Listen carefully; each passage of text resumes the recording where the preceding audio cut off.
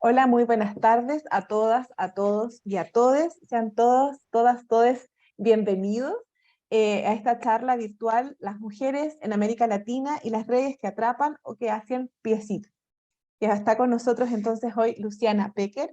Luciana, queremos agradecerte este espacio que te diste en tu agenda para estar con nosotros hoy, además de todo lo que está pasando en este momento, y ahí nos vas a contar un poco más.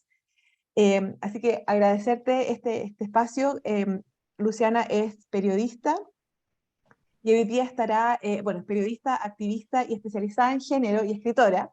Y hoy día estará inaugurando el ciclo de charlas Derrocando el Algoritmo, compartiendo saberes en torno al género y la tecnología que con el Departamento de Periodismo estamos haciendo en el marco del programa de vinculación con el medio, género y comunicación, el cual llevamos a cabo en conjunto con la Red de Periodistas y Comunicadoras Feministas, Red Periofem, y Wikimedia Chile. Este proyecto está liderado por quien les habla y la profesora Patricia Rivera, que estará hoy, además, a quien aprovecho de saludar y dar las gracias que está acá. La profesora Patricia Rivera es la directora del programa de Diplomado de Comunicación y Derechos Humanos de la Universidad Alberto Hurtado.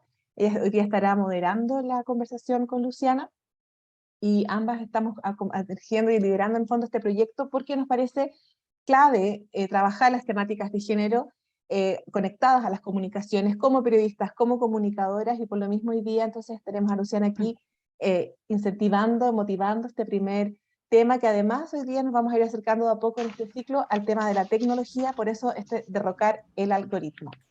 Así que ahí dejo entonces a Patricia para que continúe. Muchas gracias. Muchas gracias, Amaranta, y sobre todo muchas gracias a Luciana por conectarte allá desde la Argentina con todas nosotras, nosotros, nosotres.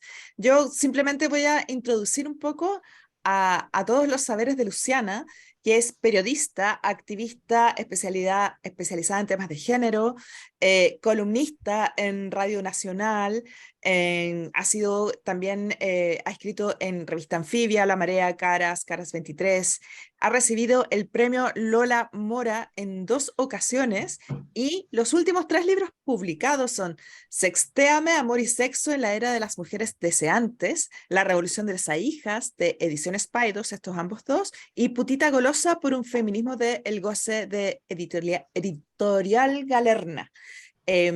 Espero que no se me quede nada más. También periodista de Infobae. O sea, acá tenemos a una mujer pensante, brillante, peligrosa, como de todas las que nos gusta aprender. Entonces, Luciana, te doy la bienvenida a que abras la ronda de comentarios, precisamente a comentarnos un poco de tu experiencia como mujer feminista y sobre todo de cómo habitar en los peligrosos tiempos que corremos para la libertad de expresión y sobre todo siendo mujeres. Muchas gracias. Bueno, muchísimas gracias. Para mí es un gusto la invitación, como a todas las mujeres lo que nos cuesta, ¿no? Es el tiempo, la precarización, pero es un gusto. Mi gran proyecto, mi gran sueño es escribir un libro, que lo estoy escribiendo, pero que, pero que cuesta por tiempos poder terminarlo, que es como las venas abiertas, yo digo las piernas abiertas de América Latina, aunque no lleve ese nombre, en donde poder enlazar justamente que la historia de América Latina en general, en particular de Sudamérica y en particular también de Chile y Argentina, están mucho más enlazadas de lo que vemos, ¿no? A mí a veces me sorprende, este es una crítica muy fuerte que hago especialmente en la Argentina, que es un país bien criticado por narcisista con razón y ombliguista como un tremendo error, que a veces no sabe, espero saber un poco más o haber escuchado un poco más de lo que pasa en Chile. Y sí creo que por un lado el movimiento feminista, pero que incluso las periodistas no nos damos cuenta el nivel de enlazado que están los avances y los retrocesos, ¿no? Claramente. Los avances que se han producido en Argentina y en Chile están mucho más enlazados de lo que vemos, ¿no? Los avances de Argentina han conducido a los avances en Chile indudablemente, y en la cronología eso se ve de forma muy clara, y ahí me meto en el tema de las redes, ¿no? Digamos, el gran hecho parteaguas que se da en Argentina, pero cuando digo Argentina, y sí lo digo con humildad y con un gran sentimiento latinoamericano y sudamericano, en Sudamérica y en América Latina, es Ni Una Menos, que faltan muy pocos días, el 3 de junio, para que se cumplan 8 años en el 2015. Bueno, a mí me importa mucho reivindicar este hecho porque justamente es reivindicar que lo que se llama después en Francia y en todo el mundo la liberación de la palabra, ¿no? Las denuncias de abuso sexual o el Me Too, ¿no? El Me Too se da, o sea, lo conocemos en el movimiento mundial como Me Too, pero el Me Too se da en el 2017 en Estados Unidos. Sin embargo, nuestros movimientos sudamericanos fueron anteriores. ¿Quién tiene el poder de Netflix? Estados Unidos, y las series que vemos hoy, ¿no? De abuso sexual, ¿no? El Escándalo, Inconcebible, Asquerosamente Rico, díganme algunas otras que hayan visto, es Estados Unidos, y entonces nos cuentan la historia de la alfombra roja.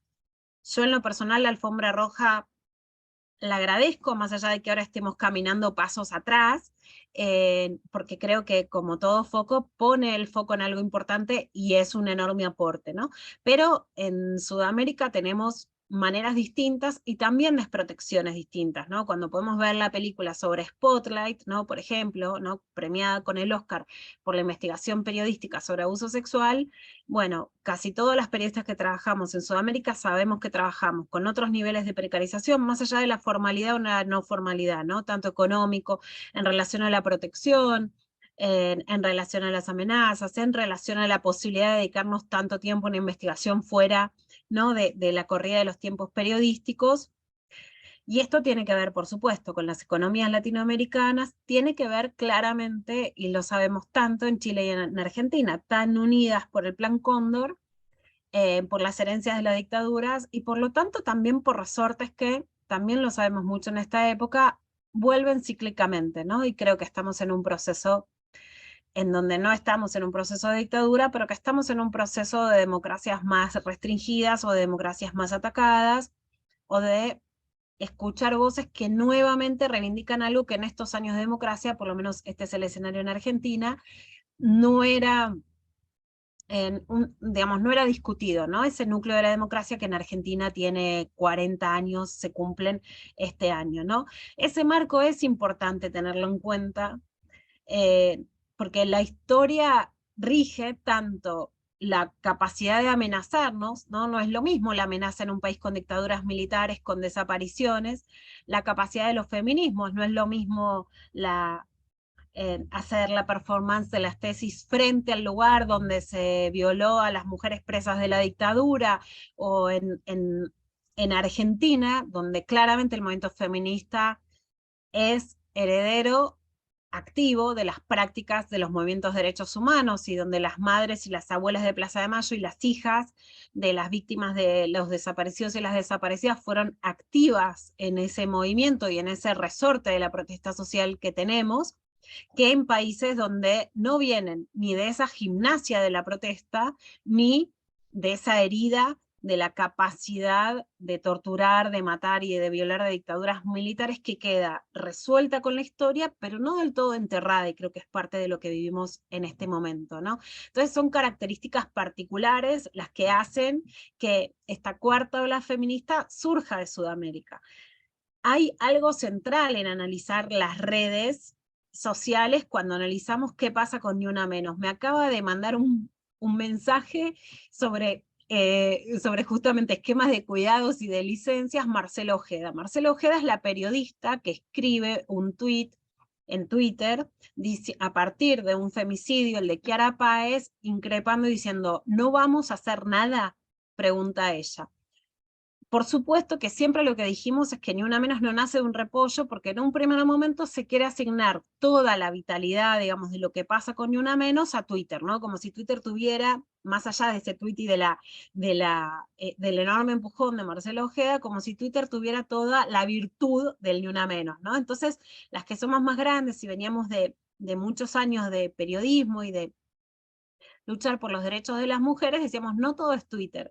Pero hoy, que ya podemos decir, ojo, ¿qué está haciendo Twitter ahora?, nos damos cuenta que Twitter fue muy importante, nos dábamos cuenta ya en ese momento, ¿no? Aunque no fuera la varita mágica. Pero Twitter, sin lugar a dudas, fue lo que llevó la capacidad de protesta, la capacidad de incidencia del feminismo a otra escala social, ¿no? Ni Una Menos dividió la historia, ¿no?, del movimiento feminista en Argentina, llevó la capacidad de protesta, y la capacidad de movilización y la capacidad de incidencia en el debate público, en la agenda, como decimos hoy, a otra escala completamente, ¿no? Yo creo en la relación histórica, que además podemos ver hasta ahora. Yo, bueno, hace 25 años que hago periodismo de género, así que bueno, por eso son muchos años, ¿no?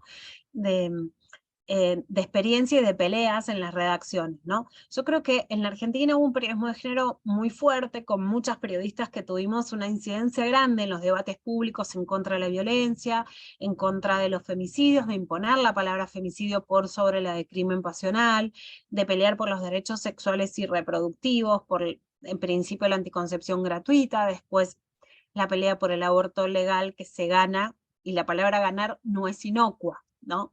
En el 2020, el 30 de diciembre del 2020. Voy a contestar esa pregunta. ¿Por qué no es inocua la palabra ganar? Porque creo que hoy, sin lugar a dudas, estamos en un momento de retroceso, y no tengo, ustedes me dirán o disentirán, pero bueno, no tengo ninguna duda que Chile también está en un momento de retroceso después de un avance tan fuerte y tan inspirado por el movimiento feminista, ¿no?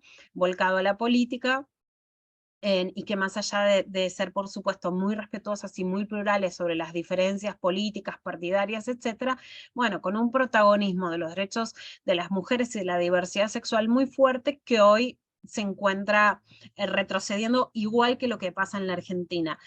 Ahí, cuando digo la palabra ganar, es que más allá de los propios errores, ¿no?, del movimiento feminista, las debilidades, y creo que las hay, y soy crítica con esas, digamos, debilidades o errores, pero creo que básicamente el momento de retroceso es porque hay una venganza, un backlash, se dice, ¿no?, una reacción, se dice en inglés esta palabra cuando especialmente empieza a utilizarse a partir de las denuncias masivas de abusos sexuales. No es por lo que hicimos mal, sino por lo que hicimos bien. No es por lo que perdimos, sino por lo que ganamos, ¿no? Esa primera parte me parece muy importante, porque justamente la reacción es por nuestra fortaleza, no es por nuestras debilidades, es por las conquistas, no por las derrotas. Sabemos que hay derrotas en Chile y en Argentina, y claro que las hay, pero no son las derrotas las que generan esta venganza o este retroceso, sino las victorias, el poder de victoria. Y ahí hay algo muy importante, ¿no? Vemos ahora un renacimiento de movimientos de ultraderecha, ultramachistas, ultramisóginos, le dicen la manófera, ¿no? En algunos lugares, por lo menos en Argentina no se usa tanto esa palabra, pero sí, un resurgimiento de machismos muy extremos, ultrafascismo, puede decir, neofascismos, le podemos poner distintas calificaciones, pero nos estamos refiriendo a movimientos de reivindicaciones machistas muy fuertes, ¿no? No aislados y sistemáticos, no solo en determinados países, sino justamente en toda la región y en España también. Además son movimientos que no nacen espontáneamente, más allá de que haya otras razones políticas y económicas para estos movimientos, ¿no?, de descreimiento de la política, de la representación, falta de horizontes económicos, etcétera, que completan, ¿no? Nunca hay una sola mirada, la mirada de género nunca es la única mirada para entender fenómenos sociales más complejos, pero las que escribimos y las que estudiamos sobre género sabemos que en general, por el contrario, los que miran la economía y la política sí segregan, ¿no?, la mirada de género, y entonces sí creo que claramente a la reacción ultramachista es una reacción por los avances del feminismo, ¿no? Y que esto está organizado. Hay un libro que les recomiendo muchísimo, que para mí es el libro, no sé, el que le explica todo, ¿no? Una Biblia muy chiquita para entender esto, que se llama Ofendiditos, es de Lucía Lixmacher, una gran periodista y escritora española. Hoy escribió una nota también contando algunos sucesos que viví en estos días, que después les puedo relatar a modo solamente de ejemplificación de esto que estamos hablando, en el diario El País. Ofendiditos es de Anagrama, es un libro muy chiquito, pero que explica mucho cómo se organiza esta ultraderecha para frenar los movimientos feministas, diciendo que las que escribimos nos ofendemos de todo, ¿no? Bueno, te voy a matar, ay, ¿cómo te ofendes de nada? Y en realidad, bueno, es una organización que lo que busca es, en nombre de la libertad, hacer retroceder la libertad de las mujeres, ¿no?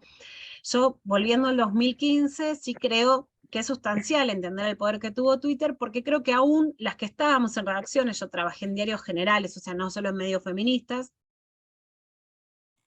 nuestros propios compañeros no nos leían, o sea, la incidencia que podíamos tener en la política o en la agenda pública, aún escribiendo, sin que sean temas ni censurados, ni prohibidos, ni tabú, en algunos casos, en otros sí, hay temas más difíciles que otros, sabemos, ¿no? El del aborto siempre ha sido el tema más difícil, pero escribiendo tantos años sobre eso, no podemos decir que no podíamos escribir, sino que la incidencia social estaba limitada, ¿no? Estaba limitada porque nos ponían una patita en la cabeza, y porque básicamente no, los compañeros o los que decidían no leían eso. Yo creo que sí Twitter, no porque se lo planteó, porque ahora queda demostrado que sin querer, no, sino como que las mujeres es como que, ¿no? Como animalitos enjauladas, ¿no? O sea, vimos una salida, la agarramos. Cuando la agarramos, bueno, ¿no? O sea, nos dan un poco de libertad y la encontramos y llegamos a niveles de organización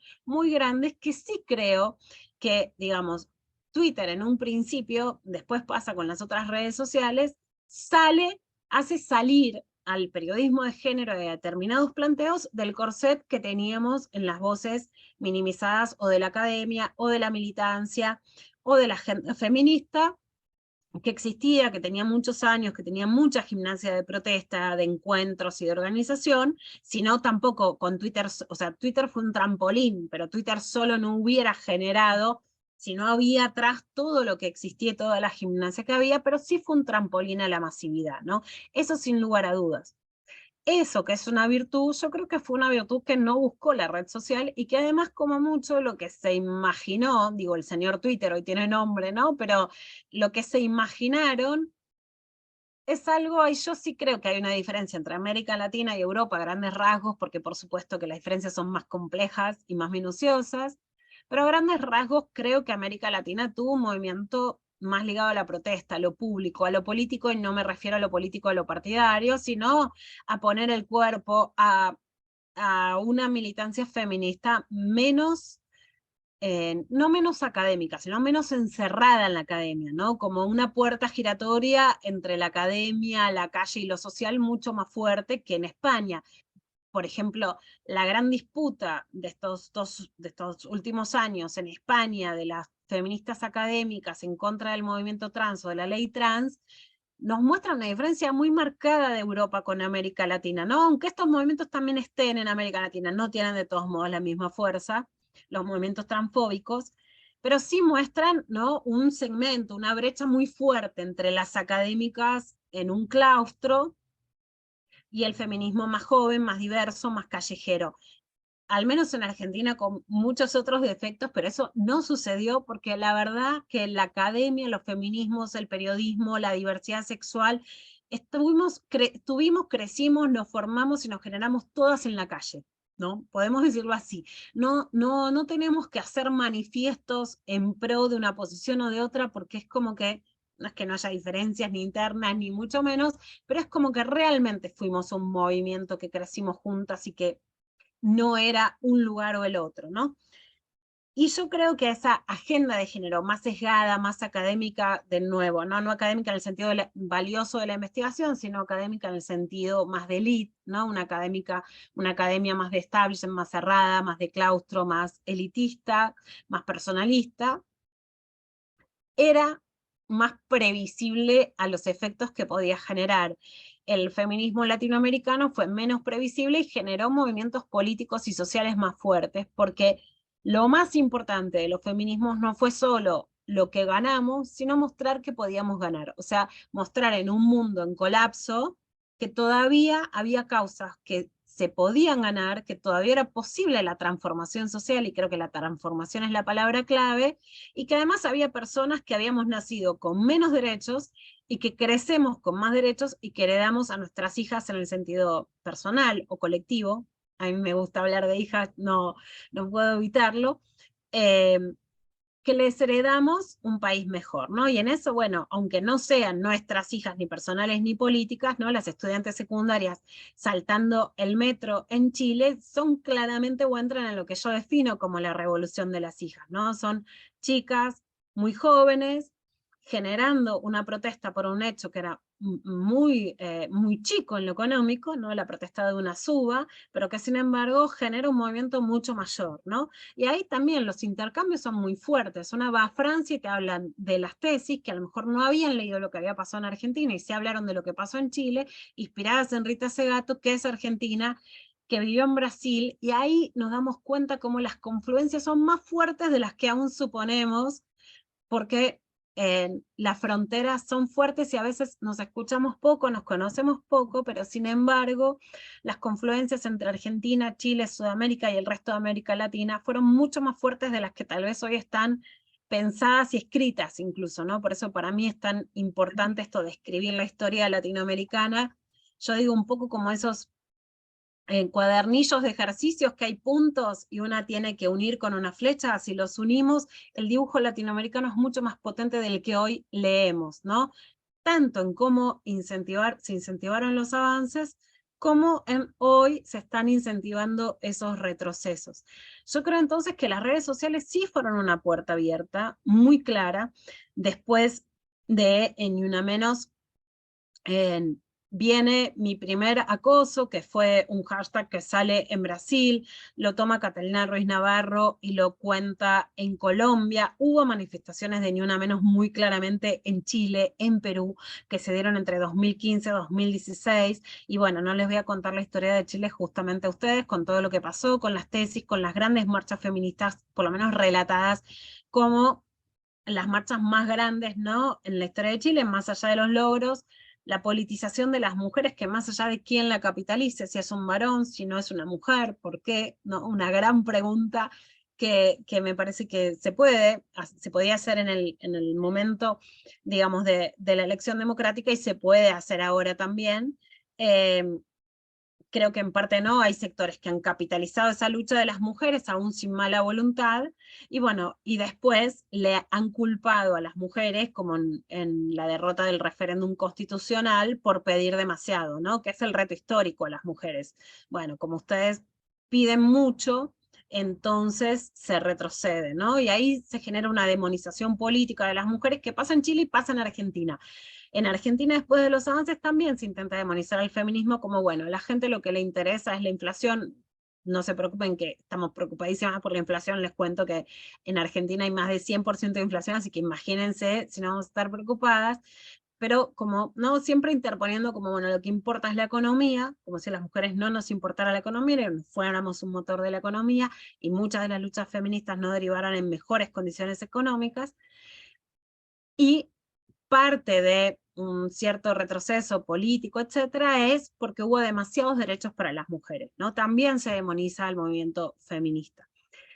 ¿Qué pasa en las redes mientras tanto, no? Yo ahí sí lo que creo, en el año 2023, en el que claramente estamos, claramente post-Me Too, claramente post-Ni Una Menos, ¿no? Yo creo que el pico de los feminismos en América Latina es 2015, 2018, 2019 es la Gran Marcha en Chile, así que podemos hacer 2015, 2019, claramente la pandemia, además, con el cierre y el aislamiento, todas lo sabíamos en ese momento, quedarnos encerradas nunca funcionó bien para las mujeres, y la pandemia sirve y es funcional para un claro retroceso de las mujeres, ¿no? Y para, yo creo que cerrar completamente esa etapa de auge y de aprovechamiento de las mujeres en las redes, ¿no? Como estamos haciendo ahora, incluso si tenemos experiencia en Zoom, por lo menos yo que no era tan habilidosa, la tenemos porque en la pandemia hemos hecho mucho.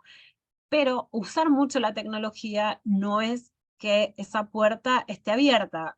Digamos, no parte de la invitación fue por una entrevista a, a la agencia F Feminista, que digo, bueno, las redes son enemigas de las mujeres. Yo uso las redes, porque usas a una enemiga, ¿no? Las uso mucho. Usé muchos años Twitter muy fuerte, lo sigo usando cuando puedo, cuando no, voy, cierro, no es como algo que digo, voy, cierro un rato, cierro una, cierro otra, abro otra, cierro las dos. Bueno, ¿por qué? Porque yo sí creo ahí que vamos a denominar a la ultraderecha, el neofascismo, este neomachismo tan pero tan potente. Yo creo que ve los logros del feminismo mucho más que incluso nosotras. Y sí, claramente, aunque en América Latina es muy difícil poner esas palabras estereotipadas, que la izquierda, la centroizquierda, los sectores populares, el progresismo, el peronismo, acoplo esa palabra a la Argentina que tiene, bueno, en el peronismo también un gran elemento político. La ultraderecha se propone un plan, y lo voy a decir así, no vamos a hacer asimilaciones con la dictadura porque las desapariciones, las torturas y el terrorismo de Estado no son asimilables a lo que estamos viviendo, así que no quiero hacer asimilaciones que, digamos, debiliten el horror de las dictaduras militares en América Latina, pero le quiero poner una palabra para que también nos entendamos más claro, ¿no? En este tiempo lo que por lo menos intento, aunque sea tan difícil, es que tengamos un diagnóstico más certero de lo que pasa. Yo creo que solo nos vamos a poder defender si entendemos la gravedad de lo que pasa. Entonces no quiero asimilar a un plan sistemático que incluía la desaparición y la muerte y la tortura sistemática de los estados, pero vamos a decir, por ponerle una palabra que podamos entender, que hoy hay un plan cóndor para que las mujeres desaparezcamos de las redes, ¿no? Es, digamos, para que entendamos que lo que queremos decir no es que hay una chica a la que en las redes le dicen gorda, y otra a la que le dicen puta, y otra que te sentís mal, y otra que te contestan, y otra que te dijeron te voy a hacer algo, y que, bueno, ¿qué hacemos frente a eso, no? Porque creo que hoy hay mucha confusión. Hoy hay un plan para que nos vayamos de las redes, y no es algo que va a pasar, es algo que ya sucede, ¿no? Y que eso es lo grave.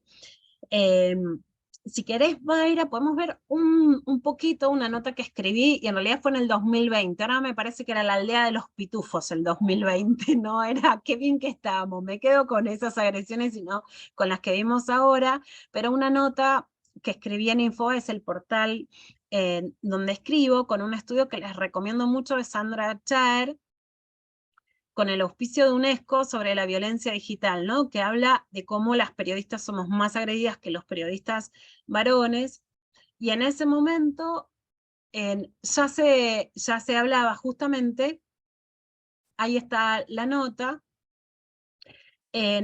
el título era "La violencia digital hace retroceder a las mujeres periodistas en las redes". Bueno, esto no es algo que va a pasar. Las periodistas que generaron la movilización más grande de Argentina y que impulsó las movilizaciones en América Latina son periodistas que hoy ya no se quedan en Twitter, se han ido. Y va más allá de lo que pase o no en Twitter, sino que esto es un plan para que pueda pasar, ¿no? Hay algunos datos de la nota que en realidad son del informe de Sandra Chaer, que sí les quiero compartir. El informe se llama "Ser periodista en Twitter, violencia de género digital en América Latina", que está coordinado por Lina Collar, de la organización Sentido Colombia, y por Sandra Chaer, que es de Comunicar para la Igualdad Argentina. La investigación tuvo entrevistas a 28 periodistas y monitoreó las cuentas de 60 periodistas, y fue publicado en agosto del 2020. En 2023 la situación es muchísimo más grave, pero muchísimo, ¿no? Muy vertiginosamente. Se estudió en Argentina, Colombia, México, Nicaragua, Paraguay, Uruguay y Venezuela, y fue auspiciada por UNESCO, ¿no? Ahí, justamente una de las cosas que se decía es que, en comparación con los periodistas varones, en el caso de las mujeres hay aproximadamente 10% más de menciones que ponen en duda la capacidad intelectual y 20% más de expresiones sexistas, ¿no? Y en la mitad de los países de la muestra se identificaron un 30% más de comentarios vinculados a la apariencia física de las mujeres. Bueno, esto en Argentina, que es absolutamente un país absolutamente gordofóbico, obsesionado por la delgadez, llegaba a duplicarse, o sea, al llegar al 60% en Argentina y Uruguay, donde el aspecto físico de las que somos periodistas hace que nos saquen de lugares, que nos critiquen permanentemente, y sabemos lo que eso nos duele, ¿no? Y por supuesto la utilización de términos como feminazi, despectivos, que ya a esta altura no serían nada si no fuera que la situación escaló a situaciones mucho más graves, ¿no? Si querés, Mayra, ahora te pido otra investigación que acaba de ser presentada en la Argentina, que es la de violencia de género en línea hacia mujeres con voz pública, impacto en la libertad de expresión. La acaba de presentar ONU Mujeres, y la presentaron 3 periodistas argentinas, que son Ingrid Beck, Paula Rodríguez, Florencia Alcaraz. Ellas además hicieron una investigación, es un caso muy particular, sobre digamos, el crecimiento de grupos de ultraderecha, bueno, tuvieron agresiones de todo tipo. Finalmente, como suele pasar, su diagnóstico era súper acertado con lo que desembocó en la Argentina, o sea, como periodista fue un acierto, pero fueron súper, pero muy, muy amenazadas y hostigadas por esa información, ¿no? Bueno, acá pueden ver algo de la investigación, y justamente sí nos enfrentamos a un escenario que es muchísimo, ¿no? Muchísimo más grave que el que veíamos, ¿no? Hay 15 casos también de Bolivia, Brasil, Colombia, Cuba, Costa Rica, Ecuador, El Salvador, Guatemala, Honduras, México, Nicaragua, Paraguay, Uruguay y Venezuela, y parte, ¿no?, de las cosas que cuentan Ingrid, Paula y Florencia, es que estas tipo de amenazas que primero parecían que eran virtuales, ¿no? Hay gente que dice, bueno, son las reglas del juego, es virtual, así es Twitter, ¿no? Todos esos comentarios que nosotros decíamos, no, esto es otra cosa, es más grave, bueno, han pasado de la vida virtual a la vida real, ¿no? Y esto es lo que nos enfrentamos, ¿no? Cuanto menos lo frenamos, más avanzan, más se organizan, son más desafortunados y por supuesto generan peligros reales y generan la clara inhibición de las mujeres, ¿no? Nosotras pasamos de un feminismo que quería empoderar, que las mujeres llegan a la política, a la ciencia, que haya representación, a ver en qué cueva nos estamos escondiendo, ¿no? Esto no es azaroso, y acá sí voy a lo que me interesa decir y contar, ¿no? También sabemos que en toda la pandemia hicimos vivos en Instagram, etcétera. Me pasó como escritora algo muy particular, ¿no? Que de hecho fueron las más jóvenes que dijeron, no, entra en Instagram, bueno, dale, yo creí que era de fotos, y como, bueno, ¿qué voy a hacer ahí?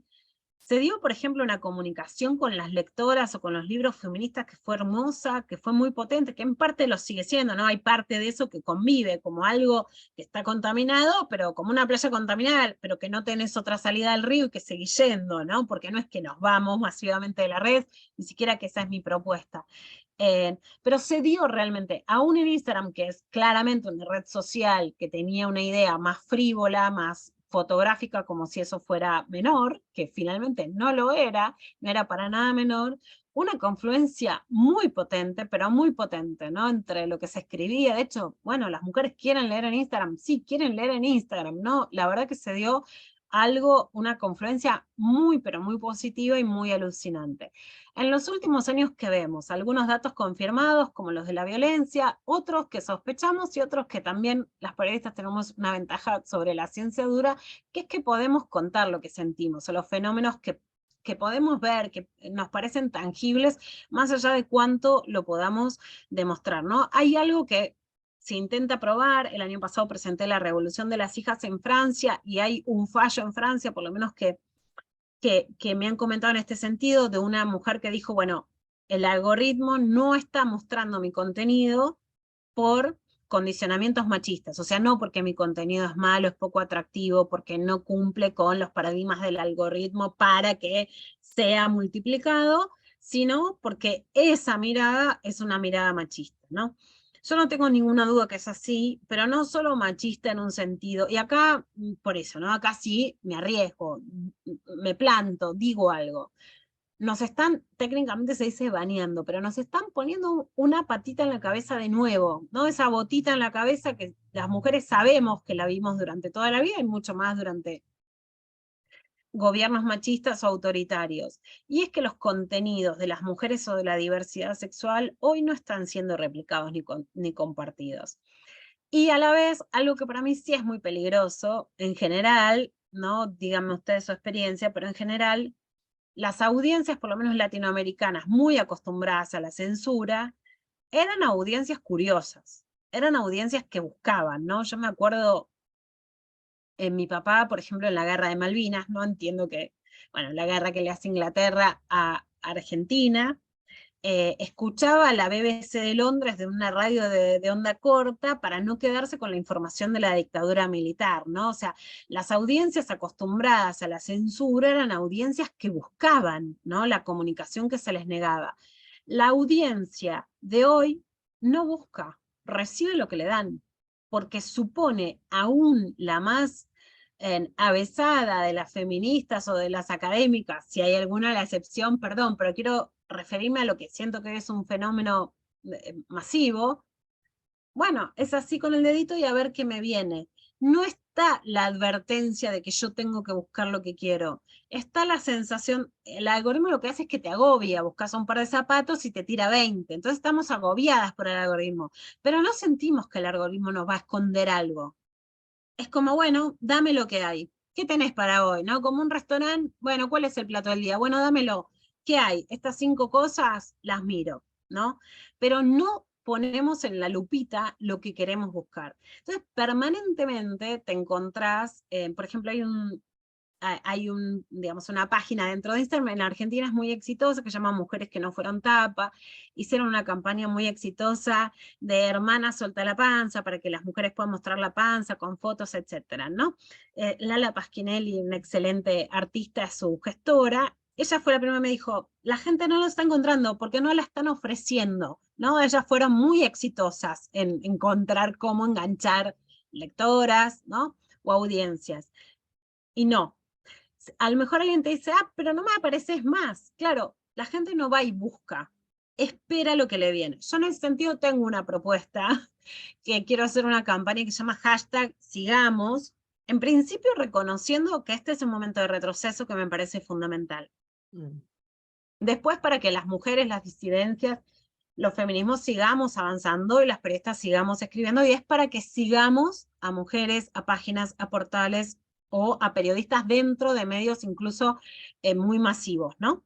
Y acá también, dentro de una facultad de periodismo, me interesa este tema. Bueno, en principio es que busquemos. Después hay un fenómeno, por lo menos en Argentina, no somos muchas, cada vez menos, pero muchas trabajamos en portales masivos, ¿no? Info es el portal latinoamericano más leído. No es que trabajo, por ejemplo, o escribo en un medio feminista sesgado de elite chiquito, no. Bueno, por supuesto, ¿qué puede pasar? Que el medio ponga última en un portal. Antes era si entrabas o no en el papel. Y ahí también es muy importante que se lean las notas de las mujeres, aún en medios muy masivos, ¿no? En Argentina es muy grande el diario Clarín. Mariana Iglesias es una periodista que escribe ahí muy bien. Bueno, muchas veces esas notas no son leídas. Entonces los editores te dicen, ahora no es leído, porque acá nos encontramos al fenómeno que es peor que el rating de la televisión, de los clics, y decir, las notas son leídas o no en los portales. Ahí sí yo diría que hay una responsabilidad de las audiencias, de las lectoras, ¿no? Que bueno, que también con el feminismo han tenido un gran enamoramiento. Yo ahí sí veo una debilidad o un error, una crítica que hago, que a las mujeres les cuesta más sostener a las mujeres. Si tengo una desilusión o si tengo, creo que algo que critico fuertemente es eso. A las mujeres nos ha costado más sostener mujeres y a las mujeres como audiencia le ha costado más sostener mujeres. A lo mejor pasan de una a otra, ¿no? Pero una vez que creen que ya entendieron lo que dice, es como, bueno, ya no te necesito, ahora necesito pelearte. Yo digo que son como una hija adolescente, pero mucho peor que mi hija adolescente, que es muy buena hija adolescente, ¿no? Como alguien que siempre necesita estar en disputa. Por supuesto que este mecanismo de Instagram, de ustedes qué opinen, de foro, debate permanente, lo incentiva, ¿no? Porque estamos en democracias debilitadas con redes sociales que parece que son democráticas si no lo son. Yo te estoy contando lo que digo en una nota. No quiero saber permanentemente qué te parece mal, no quiero que me digas lo que ni leíste la nota, no googlearon, o sea, ni el esfuerzo mínimo de leer lo que están hablando. No quiero que me digas qué falta, que a lo mejor lo escribí hace 2 años o hace 10, o lo escribió otra persona. No quiero que las mujeres estemos en deuda permanente y siempre nos falte algo por decir o por escribir o nos sobre. No quiero todo el tiempo que sea un foro de discusión, no sé ustedes, a mí me agobia, yo no quiero preguntar más qué opina la gente, yo quiero que yo soy periodista y que charlan en su casa, ¿no? O sea, esa idea, también cada cual, ¿no? A lo mejor a otro le gusta bueno, podría ser una idea que en algún sentido parecía democrática, esa horizontalidad de la discusión. Hoy no es democrática, hoy es que te están tirando piedras todo el tiempo. A la vez es que si no posteas las notas, no se conocen y no se leen, ¿no? Y si no se conocen y no se leen, la verdad que por supuesto que es un problema en muchos sentidos del periodismo, desde la vocación de ser leída hasta que pueda seguir siendo un trabajo rentable, ¿no? Entonces, en todos los sentidos es malo. Ahora, ese es un problema. El mayor de los problemas es que hoy Twitter e Instagram, o sea, Meta, permiten las agresiones no como excepción, sino sistemáticamente, ¿no? Y no permiten agresiones azarosas, sino que permiten agresiones que ponen hoy en riesgo nuestra vida y nuestra integridad. Ya no es decirnos feas, gordas, putas, viejas, feminazis. O sea, es que corre riesgo nuestra vida. Ahí sí, les voy a contar algunos puntos. Yo esta semana hay una causa judicial que empecé hace 2 años y medio, por amenaza. Yo escribí y gesté en gran parte el caso de violencia sexual de Thelma Fardín, que es un caso muy importante para Argentina y para América Latina, porque es la primera vez que hay 3 ministerios públicos fiscales de Brasil, Nicaragua y Argentina en esta causa. Pero yo llevo 2 años y medio de esta demanda judicial. Es una demanda judicial que son amenazas que en algunos casos los principales se hacen a través de Instagram, y que no era un NN, y acá sí hay algunos datos de la causa judicial, o sea, de resultados probados, que claramente ponen en eje, digamos, demuestran que tendríamos que ir hacia algún sistema de regulación, que a mí me interesa defender la libertad de expresión, así que no es que tengo una postura firme, digamos, clara y decidida sobre cuál es la mejor manera, pero que sí lo que hoy nos dicen las redes sociales, que son inocuas y que si les pide la justicia quién nos amenaza, con eso alcanza, porque no solo no alcanza, sino que generan y permiten sistemas para amenazarnos, y eso hoy pone en riesgo nuestra libertad de expresión. O sea, no es que es la libertad contra la regulación, es la libertad de las empresas contra nuestra libertad de expresión. Esa libertad de expresión, ahí sí me interesa decir el feminismo muchísimas cosas, pero bueno, el movimiento Ni Una Menos y Me Too se basó como una pata fundamental en poder contar los abusos. Si no podemos escribir los abusos, no es que lo que está en juego es la impunidad de la violencia sexual, está en juego la palabra, o sea, lo que conseguimos, que es la liberación de la palabra, hoy está en jaque. Yo creo, por supuesto, que no es azaroso. Algunos puntos, por ejemplo, en las amenazas hacia mí, aparece un SMS en Chile justamente. ¿Qué te dice la justicia? No es nuestra jurisdicción y no lo podemos investigar. Entonces, alguien se conecta, vamos a suponer un grupo ultramachista de Argentina con alguien de Chile, listo. Si todas las amenazas provienen de Chile, yo no tengo nada que hacer. ¿Qué hacemos? A ver, a mí me gusta ser operativa y pensar opciones. Bueno, digamos que no se pueden entonces poner IP desde Chile, ¿o no? ¿Qué hacemos? Hagamos entonces un convenio internacional para que los IP sí se puedan pasar si hay un pedido judicial con Chile y con el resto de los países, pero explícitamente en la causa por amenazas y hostigamientos a mí, uno de los teléfonos viene desde Chile y la justicia te dice, no es jurisdicción, no podemos investigar. Y si a una chilena la amenazan desde Argentina, no se puede investigar porque no es jurisdicción. Otro punto, hay un programa, yo no soy experta en tecnología, por eso no me gusta hablar de lo que no sé, les quiero contar, aprovechar la causa para hablar de algunas cosas que quedaron comprobadas, ¿no? Pero no soy experta en tecnología, si algunas además quiere sumar, por supuesto que bienvenido. No sabía qué era, aparece en varios puntos un programa en Nateo. Bueno, Nateo es un programa que en vez de darte el IP de quien te amenaza, es como una calecita, si alguna lo quiere explicar mejor, por supuesto, que entonces no pueden, se usa para también otros delitos de explotación sexual de menores, etcétera. Entonces no podés localizar a quién es. Entonces que no permitan el programa Nateo. No nos digan que Instagram, si la justicia lo pide, nos da a los agresores, porque no nos lo da. Porque hoy permite utilizar programas que permiten encubrir a estos agresores.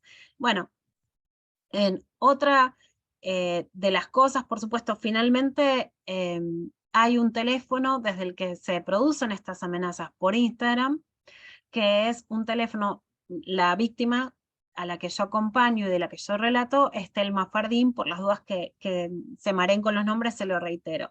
Las amenazas hacia mí provenían de un teléfono sacado a nombre de Thelma Fardín. Entonces, en principio, miren la perversión de los hechos. 2, no es que ya es violencia digital, no palpable. Va alguien, saca un teléfono desde el cual te amenaza. La persona pone en la ciudad de Buenos Aires una dirección que es del edificio Alas de la Fuerza Aérea. O sea, estamos volviendo a hablar de fuerzas de seguridad militares o paramilitares en Argentina ligadas a este sistema. No estamos hablando de un chico de 16 años que no le gusta lo que decís. Sin embargo, y Esto fue ante un posteo de una nota sobre femicidios para los 7 años de Ni Una Menos, que decía, hay que regular el uso de armas, es una nota de Infobae. No es tampoco que es por nuestro, digamos, porque somos feministas, sino que sí es en respuesta a lo que hacemos periodísticamente. Y cuando alguien lo veía en mi Instagram, no sé, era, la persona esta me pone, te mereces ser la próxima, o sea, te mereces ser la próxima víctima de femicidio. Pero aún muchas de mis compañeras, cuando veían ese comentario, ni siquiera se daban cuenta de la gravedad que tenía. O sea, las que ponemos el cuerpo, las que leemos, las que sabemos lo que pasa cuando escribimos, entendemos el nivel de sufrimiento y además quiénes son, qué dicen, ya sabemos leer, ¿no? Este hostigamiento. Pero no es un hostigamiento que sea visible o que las otras se estén dando cuenta. Hoy no hay un diagnóstico de la realidad. Cuando hice la denuncia, esta persona es la que tenía un nombre sacado a nombre de Telma Fardín, etc. O sea, nos encontramos con una red mucho más grave de la que nos imaginamos. Hace una semana fui a la fiscalía y había 10 teléfonos más sacados a nombre de Telma, un teléfono sacado a nombre mío. O sea, además sacan teléfonos a nombre nuestro para generar ese hostigamiento en nuestro nombre. No estamos hablando solo de una violencia etérea, sino de una violencia real. Por supuesto que hay que regular, bueno, el uso de teléfonos, etc. Les quería dar este mapeo con los últimos datos, porque sí creo que las redes sociales abren la puerta y generan trampas para además no tener que responder ni siquiera a la justicia. Por supuesto que la justicia, 2 años y medio, tienen que hacer un allanamiento, no lo hacen. O sea, si alguien te quiere hacer algo, te lo hace antes que la justicia responda, y que Instagram de los datos, que además la justicia es reticente a pedírselos a Meta es reticente a darlos. Una vez que lo da, también hay 1000 vericuetos y cuevas para que puedan hacer lo que quieran con las periodistas que escribimos. En este escenario, básicamente lo que yo sí creo es, como contaba en esa entrevista que ustedes rescataban, que hoy las redes sociales son nuestras enemigas. No quiere decir que nos vayamos, no quiere decir que no las usemos, pero sí creo, ni quiere decir que no tengamos nada que hacer o que estemos vencidas, sino que creo que hoy hay que hacer un diagnóstico de la realidad certero, realista, profundo y demostrar la gravedad de lo que está pasando. Y creo también que tenemos que dar respuestas mejores, que podemos dar respuestas mejores, y que el nivel de incidencia, de masividad y de agudeza intelectual que tuvo en estos años el movimiento de periodistas, de intelectuales, de académicas en Sudamérica, se merece que demos mejores respuestas y mayores lecturas a este fenómeno. Si quieren, abrimos un poquito a preguntas o a lo que quieran, como para intercambiar un poquito. Sí, yo tengo algunas preguntas que vienen de Fabiola Gutiérrez, acá colega también de la Red de Periodistas Feministas y de Corporación Humanas. En Chile hace unos días, no sé, tuvimos unas críticas precisamente de la dirigente de un partido acerca de las causas identitarias. Entonces acá la pregunta es, ¿cómo han vivido la crítica a lo identitario, que en Chile se ve con una fuerza crítica que avanza con el fundamentalismo, ¿no? Así como, ¿qué es esto de los feminismos, los indigenismos, todos los ismos?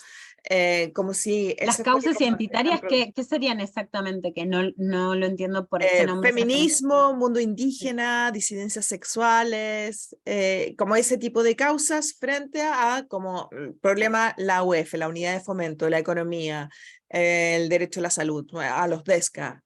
Entonces, ¿cómo lo han vivido allá, no? Porque últimamente todo esto se ha puesto en un saco, parte por el fracaso quizás, esa es una opinión personal del último proceso, del primer proceso constituyente, y se miró, evidentemente esto lo tienen la culpa de las disidencias y los indígenas, digamos, así como, Sí. no sé cómo se ha vivido allá en esta pregunta de Fabiola.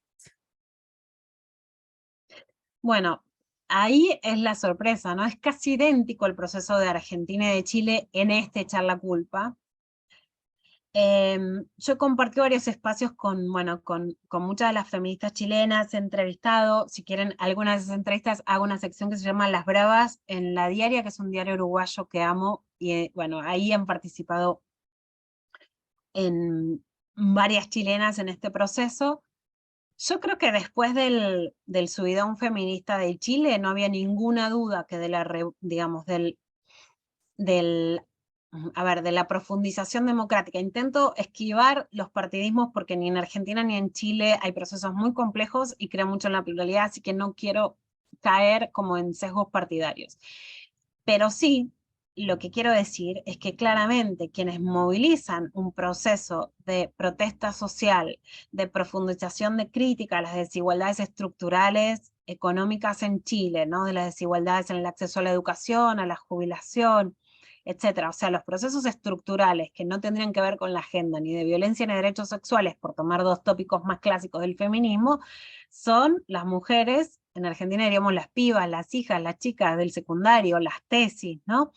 Ninguna duda que este proceso es auspiciado, promovido, encabezado por las mujeres. La capitalización política después no es de las mujeres, ¿no? Parece que es un varón, más allá de quién sea ese varón, o de que esté bien o mal, o de que sea un proceso político, bueno, que tenga sus propias lógicas, quien no encabeza la disputa electoral ante una polarización muy clara que vive Chile, que vive Brasil, que vive la Argentina, que vive Colombia. Es un proceso latinoamericano de polarización, ¿no? Pero entonces ahora que estamos viendo toda la vuelta, es muy singular. Las mujeres encabezan la protesta social, bueno, como si nada. Al momento del triunfo, las mujeres no son las que triunfan. Al momento de la derrota, las mujeres son las culpables de la derrota. Es como mucho, ¿no? O sea, en principio es obvio que ahí hay una utilización de esa fuerza de las mujeres. ¿Por qué fuerza? Porque los varones están vencidos política y culturalmente, ¿no? No aspiraban a nada nuevo. En cambio, las pibas que se suben al molinete sí aspiran a más derechos, ¿no? Ahí hay una renovación de los feminismos en América Latina, de la esperanza, del deseo, de todo lo que venimos hablando hace tanto tiempo, ¿no? Ahí entonces hay como varones que se suben a ese deseo y pueden capitalizar, por ejemplo, en elecciones, ese triunfo. Si las mujeres o los movimientos indígenas piden mucho, ¿no? Que hasta donde es lo que se critica, ¿no? La constitución el proyecto constitucional era demasiado, Chile no estaba preparado, ¿no? El aborto legal en la constitución y no por afuera, bueno, y otras medidas que tienen que ver con movimientos sociales indígenas, es mucho. Las culpables son ustedes. Ustedes son, ¿no? No eran las ganadoras de la victoria. Ahora son las culpables de la derrota, ¿no? A mí me parece que esa lectura es una lectura absolutamente dañina y que repite todos los estereotipos en relación a las mujeres en la historia. Ahí sí hay un gran problema, que no es solo lo que hace la ultraderecha. Para mí este es el eje del gran problema, ¿no? Que no es lo que hace la ultraderecha, sino lo que hacen los varones de los sectores populares, de izquierda o progresistas, que en ese sentido se unen con la ultraderecha en la estigmatización del feminismo. Si en algún momento pudieron capitalizar votos o algo, se subieron, pero cuando tienen que señalar culpables de un momento de retroceso, lo primero que hacen es señalar.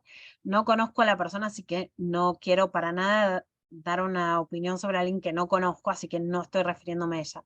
Ahí hay dos fenómenos con las mujeres. División, yo creo que sí la competencia entre mujeres es nociva y que no se ha superado.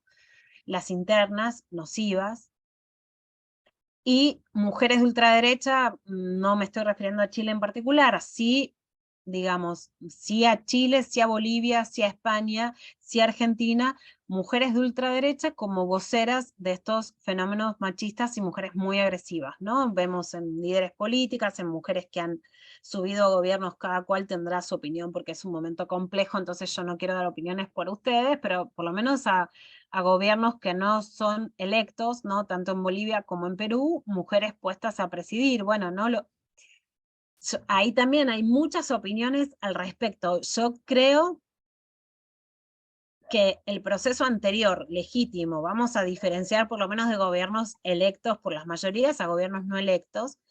Fíjense que en Europa no hay 3 países que estén en un mismo sector que hayan tenido 3 primeras ministras o presidentas mujeres. En Estados Unidos no hay todavía una mujer presidenta. Sudamérica tuvo 3 mujeres presidentas.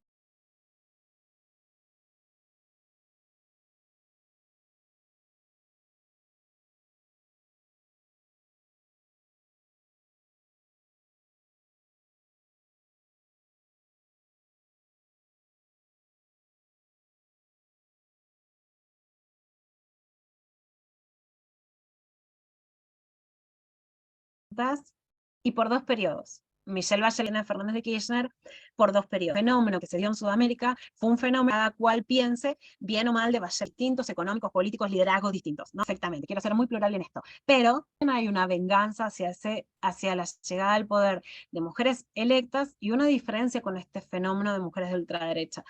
Creo que en la Argentina es similar también, de hecho el año pasado el oficialismo perdió las PASO, que son como una interna abierta, y se le echó la culpa a que había demasiadas políticas de género positivas, ¿no? Yo creo que eso es cerrado, que es mentira, que es una forma de culpabilizar a las mujeres y de hacernos retroceder, pero que cuesta mucho hoy encontrar respuestas y argumentos para seguir avanzando, y creo que eso es lo fundamental. Muchas gracias, Luciana. Te perdimos en un momentito cuando estábamos hablando de las presidentas de Latinoamérica, pero después volviste. No sé si la idea quedó, creo, completa. Tenemos unos minutitos acá. Hay unas, se agradecen los materiales compartidos. Está la pregunta, básicamente que un poco que se repiten, voy a concentrar algunas. ¿Qué opciones de resistencia y cambio tenemos? ¿Hay estudios recientes sobre el impacto de la emoción en la comunicación? ¿Y qué queda para que la información resulte válida y contundente? O sea, un poco ¿cuáles son las técnicas de resistencia también? Aquí había otra que preguntaba, otra pregunta respecto de cómo ser mujer, disidencia periodística, lidiar con editores, colegas, profesores que ejercen violencia de género, y cuál es la recomendación para luchar contra dicho machismo sistemático. Entonces acá, básicamente, estrategias de resistencia desde el periodismo, periodistas, ¿qué aconsejas? ¿Cómo se sobrevive? ¿Cómo se sistematiza?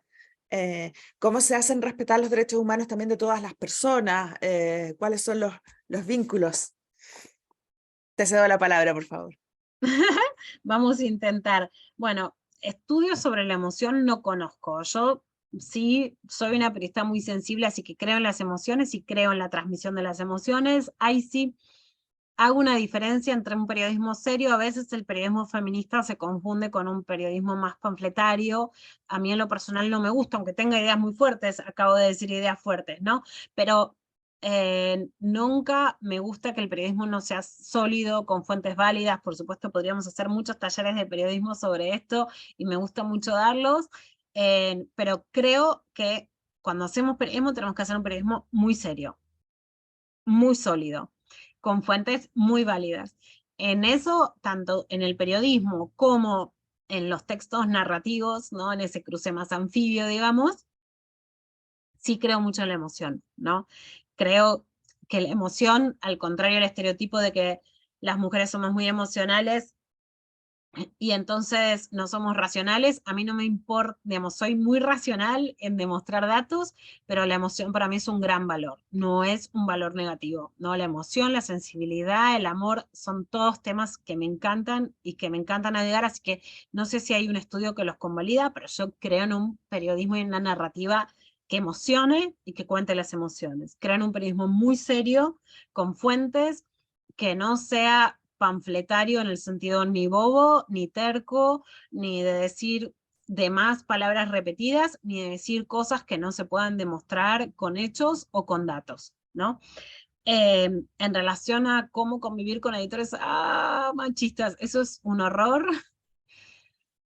Y a ver, elegir las batallas, por supuesto, y hay algo muy malo que nos está pasando en este retroceso, que es que cuando creíamos que estábamos llegando a acuerdos, por ejemplo, a protocolos en los diarios, en los medios, es por lo que luché. Yo también acompañé un caso que les recomiendo que lean, el de Vanessa Restrepo en El Colombiano, que fue abusada por un editor del medio en una salida extra periodística, y entonces pedíamos, bueno, lo que pedimos con las mujeres que acompañamos, que es que puedan seguir trabajando y que puedan seguir deseando, ¿no? Que es básicamente mi gran deseo para las mujeres que han sufrido violencia sexual. Y cuando estábamos imponiendo protocolos, modos de interpelar, si viene este retroceso, con lo que es más difícil porque hay más venganza. Así que lo que yo creo es que, más allá de que hay diferentes leyes en cada país, lo mejor que hemos conseguido en estos años de avance, que yo diría los últimos 30 años, es que tenemos buenas leyes. Nos pueden faltar, ¿no? incluso puede faltar que entren en la Constitución, pero tenemos buenas leyes. Yo creo que este es un momento de hacerlas cumplir.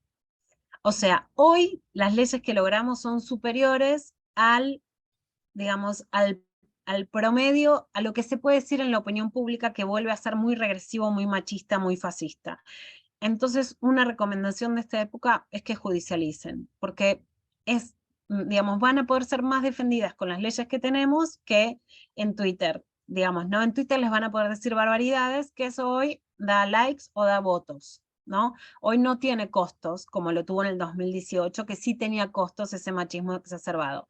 Pero las leyes, en general, son buenas leyes porque tenemos 30 años de avances y creo que hay que agarrarse de lo que conseguimos para defenderse.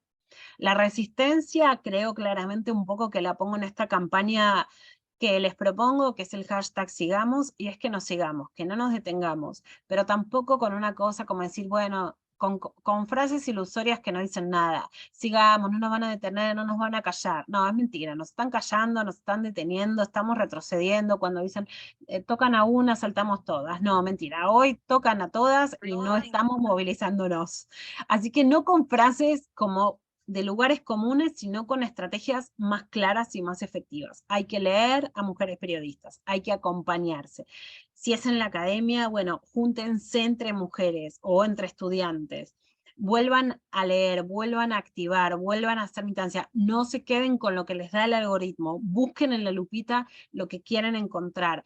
Pónganle likes a los lugares. No generemos falsas asambleas democráticas que en realidad son mentirosas, ni en Twitter ni en Instagram. Si no están de acuerdo con algo que leen, chárlenlo con una amiga, pero no hostiguen a las referentes, a las periodistas o a las académicas, porque ya eso está colmado y no son lugares de debate genuinos, sino que son lugares para destruirnos y para que nos vayamos. Los lugares de debate genuinos son otros e intentemos no ser crueles entre nosotras. Sostengamos liderazgos de mujeres. Está muy bien la horizontalidad, pero hoy hay que sostener a las mujeres con liderazgos y con lugares públicos o con lugares de poder. Gracias. Aquí alguien pregunta que además de Ofendiditos, sobre la criminalización de la protesta de Lucía Ligmaer, ¿qué otros libros recomiendas? Bueno, por supuesto a mí me gustan muchos libros, tengo acá un montón.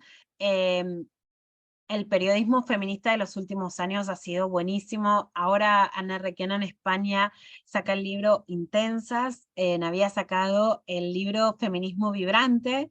Hay un libro de economía para disputar con datos económicos que se llama Economía Feminista de Mercedes de Alessandro. Hay un libro de Estefanía Pozo en Argentina que es No sos estúpidas la economía, para explicar economía. Me parece importante frente a esta idea de que nosotras estamos en debates tontos y sesgados y que lo importante es la economía, que sepamos más de economía, a mí me gusta particularmente, así que también recomiendo libros económicos de Lucía Ligmaer. También está el libro Cauterio, que es realmente buenísimo, eh, y creo que hay que seguir leyendo, por supuesto, muchas autoras chilenos, ¿no? Que me gustan, que abren la palabra. En Sexteame está muy citada una psicóloga del colectivo Trenzar, que es Trinidad Varía, que la verdad ha empezado sobre el deseo y sobre la política de una manera muy audaz y muy inteligente que me interesa muchísimo.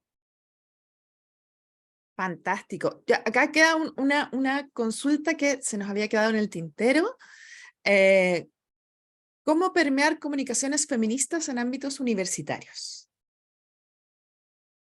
Bueno, la universidad estuvo muy ligada, ¿no? a la comunicación, buscando un poco los antecedentes justamente de las movilizaciones feministas en Chile. Me encontré con varios papers muy interesantes sobre estas movilizaciones. Yo creo que la comunicación académica o que los papers tienen que ser más masivos y menos elitistas, ¿no? Un poco esto, yo creo que la investigación tiene un gran poder, pero que hay que ampliarla. Yo creo que un poco el ABC de lo que venimos diciendo es que hay que pedir más autoras, que hay que pedir más autoras latinoamericanas, que hay que leernos, que también la comunicación de las investigaciones académicas de género puede tener un lenguaje académico, porque supongo que las alumnas necesitan ser aprobadas con determinados cánones, así que no las quiero mandar a un bochazo, pero que sí tengan una alternativa que sea más popular. Y también creo, un poco, porque intento ser muy operativa, que hoy tanto, digamos, las empresarias, las políticas, las mujeres que también se han beneficiado de la llegada del poder de los movimientos sociales de mujeres, tienen que financiar proyectos de comunicación feministas y proyectos incluso de cuentas en Twitter y en Instagram que no expongan a las personas en particular a ser hostigadas, sino que puedan generar opiniones sin que las que pongan el cuerpo sean personas en particular. Y creo que hoy hay muchas mujeres que se han beneficiado de la inclusión femenina en la sociedad, y creo que es el momento de invertir en defender a las mujeres.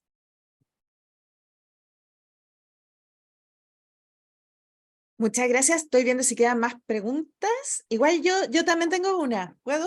¿Puedo aprovecharme ya que no hay otra? Y como a mí me interesa un poco como lo que hablamos de Rita Segato, y me interesa una mirada latinoamericanista. Y también yo un poco como Rita Segato, no sé, ¿qué piensas un poco de lo que se llama el feminismo no punitivista? Digamos, así como, ¿cuál es tu opinión, digamos, así, de tu mirada como escritora, feminista, periodista, activista? Mira, serían dos momentos, ¿no? Del feminismo, o sea, del feminismo no punitivista.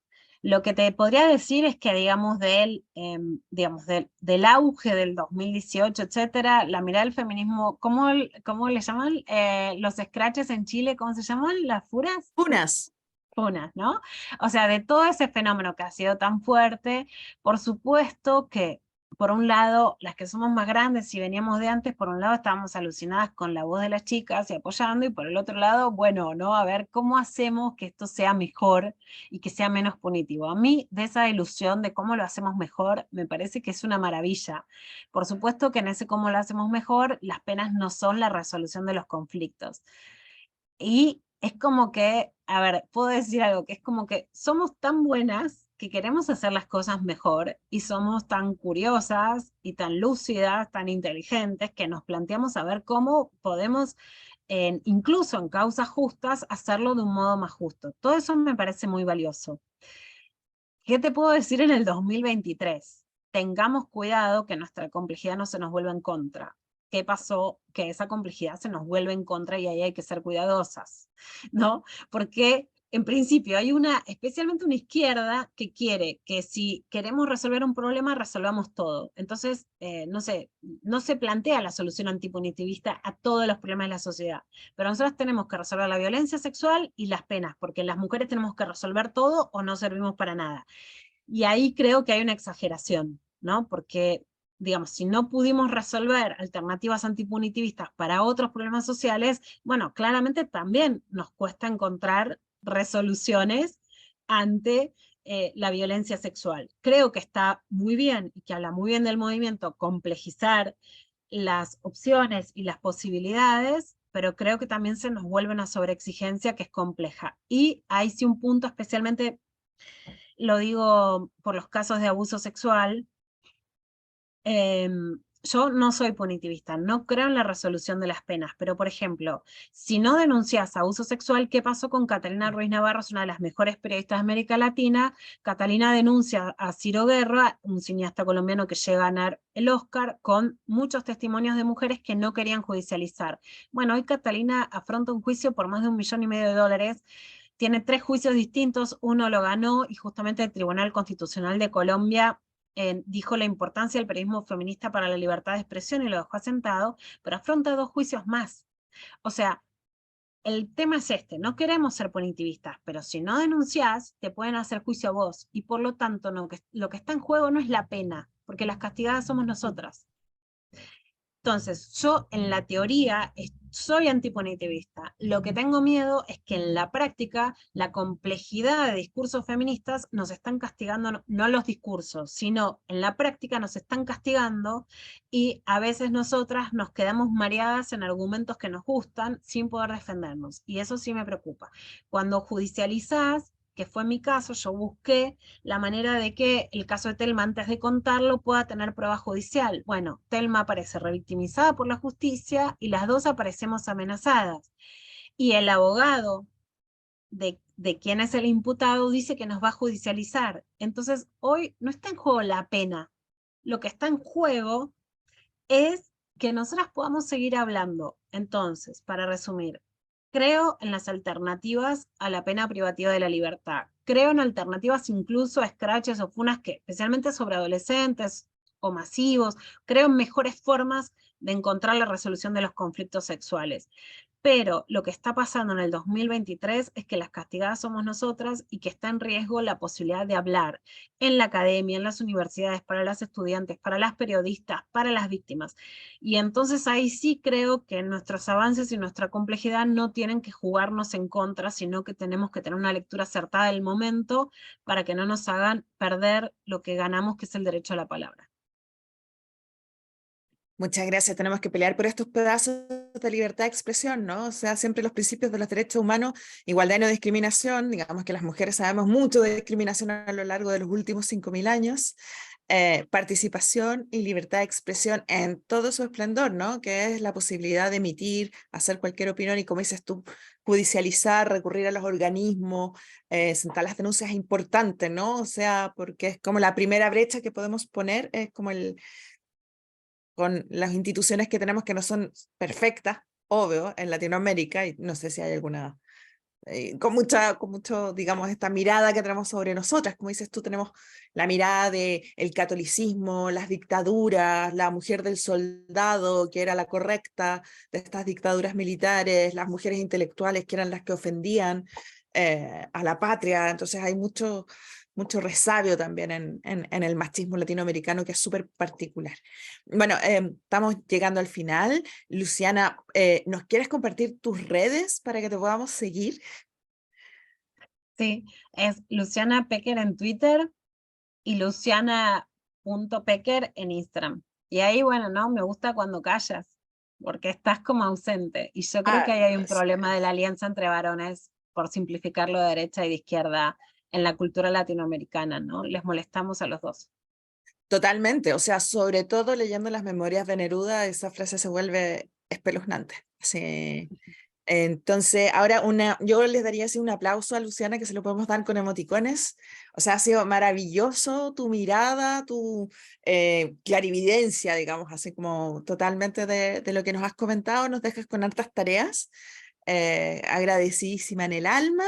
Y bueno, esta es la primera charla que tenemos de este ciclo y la próxima es el 30 de mayo a mediodía, Hackeando el machismo en Internet en línea. Expone Mariana Fossati, socióloga y artista visual perteneciente a la campaña Global Whose Knowledge, Carmen Alcázar, directora ejecutiva de Wikimedia México y fundadora de Editatona, y modera Patricia Díaz, directora ejecutiva de Wikimedia Chile. Y ahí está el enlace de registro. Pero vamos a perseguir todos a Luciana, queremos más, ¿no? Así como eso. Y muchas gracias a todas y todas las personas que estuvieron con nosotros, que participaron. Creo que no nos quedaron mucho tiempo para otras preguntas, pero esto continúa, Creo ¿no? que pide Alejandra una foto, por lo menos la veo, Alejandra es una foto, creo que Alejandra pide una foto. Ah, una foto. Entonces, una foto, ¿cuál es la idea? Que encendamos las cámaras todas acá, ya. Encendamos cámaras para la foto. O podemos poner un peluche o una foto. O sea, ahí en el chat veo muchas gracias Luciana. Maravilloso escuchar a Luciana de la Fabi Gutiérrez como siempre. Eso. Así que estamos fascinadas acá de tenerte. Muchas gracias. Ya, avise cuando saquen la foto para que no se nos gaste la sonrisa.